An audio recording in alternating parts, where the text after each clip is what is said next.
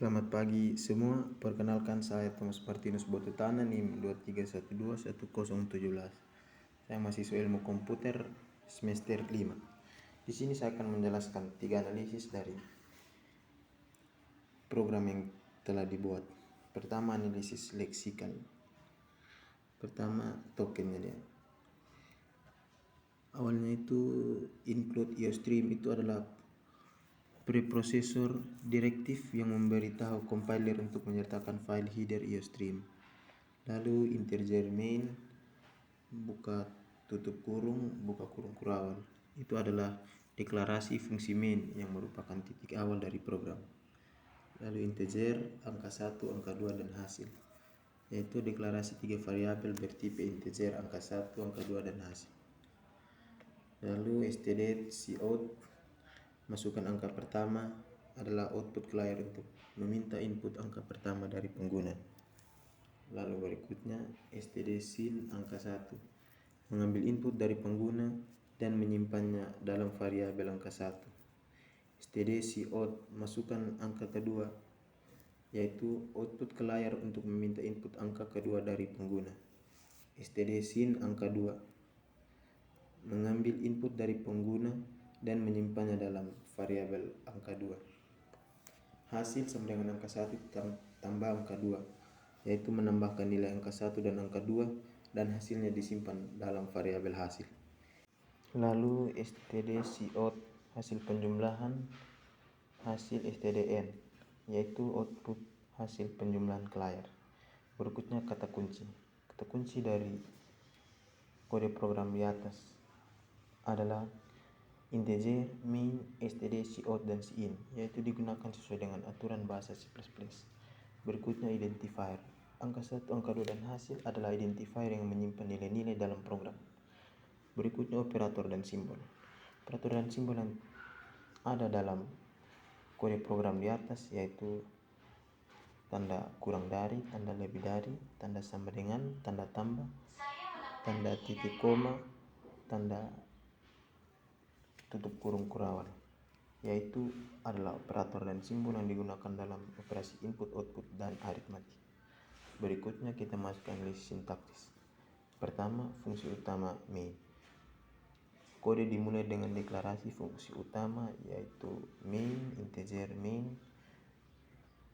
buka tutup kurung dan buka tutup kurung kurawal. Fungsi ini merupakan titik awal dari program dan harus ada dalam setiap program bahasa C++. Berikutnya input dan output. std.cout, masukkan angka pertama yaitu mencetak pesan ke layar untuk meminta input angka pertama dari pengguna. std.sin angka 1, mengambil input dari pengguna dan menyimpannya dalam variabel angka 1. std.cout, masukkan angka kedua, mencetak pesan ke layar untuk meminta input angka kedua dari pengguna. std.sin angka kedua, mengambil input dari pengguna dan menyimpannya dalam variabel angka 2. Hasil sama dengan angka 1 ditambah angka 2, menambahkan nilai angka 1 dan angka 2 dan hasilnya disimpan dalam variabel hasil. std.cout, hasil penjumlahan hasil stdn, yaitu mencetak hasil penjumlahan ke layar.